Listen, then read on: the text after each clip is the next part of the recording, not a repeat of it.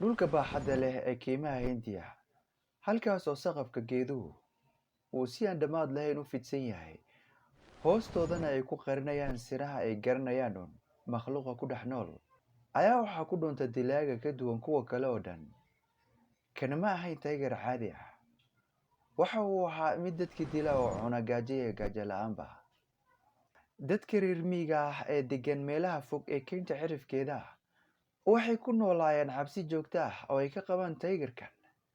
Wuxuu ahaa mid cabsi iyo argagax ku beeray dadka reer miyiga ah, daqiiqad kastana soo weerari kara. Laakiin inkastoo ay dadaal badan u galeen sidii ay uga fogaan lahaayeen caradiisa, taygarku wuxuu ahaa mid khatar ah oo had iyo jeer soo fool leh, taasoo noqotay dhimasho joogto ah oo ku habsatay dadkii tuulada daqiiqad kasta oo ay soo jeedaan.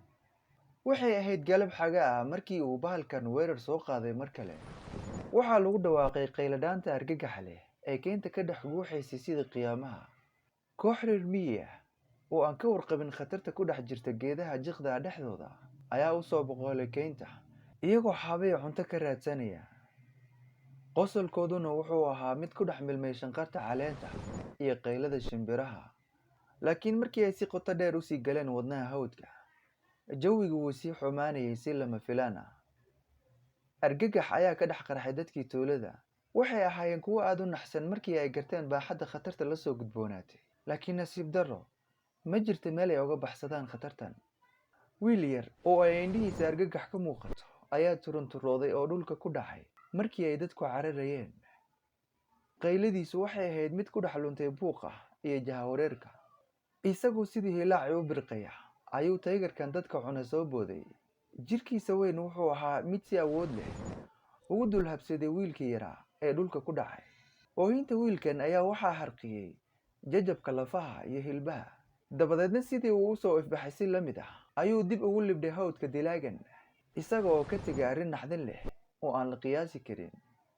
Dadka tuulada deggan weerarka wuxuu u ahaa mid xasuus xun u ah khatarta joogtada ah ee ay la kulmayeen iyaga oo ku nool cidhifka hawdka.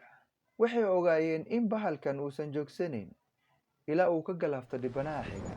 Sidaas darteed, waxay ku noolaayeen xaalad cabsi joogto ah, mar walbana garbahooda ayay eegayeen. Laakiin inkastoo ay dadaal badan u galeen sidii ay uga fogaan lahaayeen carada taygarkan, haddana dadcunkan wuxuu sii waday ugaarsigiisa si naxariis darro ah, isaga oo ka tegay raadka dhiigga iyo dad naafa ah oo argagax ku nool. Maalinba maalinta ka dambaysa dadka tuulada waxaa u sii kordhaysay quus. Bulshadoodii firfircoonaydna waxay noqotay mid howlgab ah, iyaga oo go'aansaday inay soo afjaraan falalka argagixisanimada leh ee bahalkan kula kacayay bulshada. Dadka tuulada ayaa isku dubnaan muujiyey, qalbigoodana waxaa ka buuxsamay go'aan adag oo ay ku ilaalinayaan eheladooda qiimo kasta oo ay ugu kacdo. Iyagoo sita waxaan ka ahayn hub macmal ah iyo geesinimo tii u dambaysay ayay u soo baxeen hawdka, iyadoo indhahooda ay ka muuqato caro zaa'id ah. Laakiin bahalkan dadcunka wuxuu ahaa cadow khiyaano badan. Wuxuu ahaa mid dareemi kara shanqarta ugu yar, isla markaana ku arki kara 100 jeer inta aadan arkin isaga. Dadkii tuulada markii ay u sii guntadeen bartamaha keynta, waxay is arkeen iyaga oo ku dhex jira ciyaarta bisad iyo jiir bakhtiyaa nasiib ah. Tallaabo kasta oo ay qaadayaan waxa ay filanayeen oo ay ka hortagayeen khatarta guracan ee taygarkan. Saacad kasta oo ay dhaaftay xiisaddu waa ay sii kordhaysay. Keynta ayaa ahayd mid dhinac walba ka soo xirxirantay hareerahooda. Dabadeedna markii ay u muuqatay in dhammaan rajadu luntay, waxay ka soo duldhaceen hooyga bahalkii dadcunka ahaa, god mugdi ah oo hor leh oo ku dhex qotoma keynta hoosteeda. Iyaga oo neeftuuraya, dadkii tuulada waxay ahaayeen kuwo ku soo dhowaanaya taygarka. Wadnahoodu wuxuu ahaa mid si aad ah u garaacmaya cabsi darteed, iyagoo u diyaar garoobay inay iska dhexiyaan bahalkii cabsida ku hayay bulshadooda muddada dheer. Laakiin markii ay godka galeen, waxay la kulmeen muuqaal qaracan leh oo xaadda istaajiyey.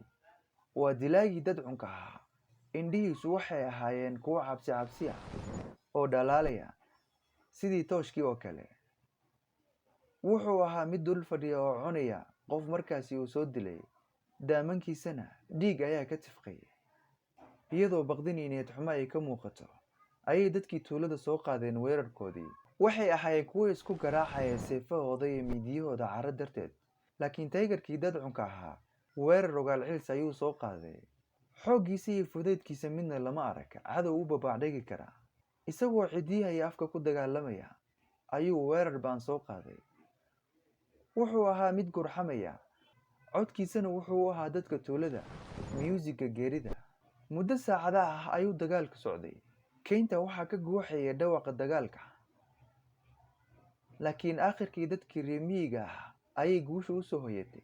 Adkaysigooda iyo dhiiranaantooda ayaa aakhirkii ka guulaystay bahalkii riyooyinkooda ku raagay.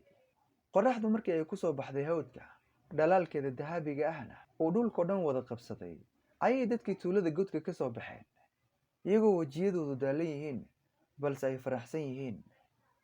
Bahalkii dad cunka ahaa ayaa cagahooda agtooda ku dhintay. Xilligii argagaxa lahaa aakhirkii wuu soo dhammaaday.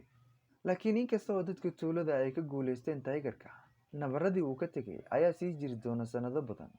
Waxay ogaadeen in kaymaha had iyo jeer ay dhex muquuranayso khatar ka baxsan fahamkooda, iyo in dugaagga dadka cuna uu weligiis xasuusin doono dheelitirka jilicsan ee u dhexeeya dadka iyo xayawaanada.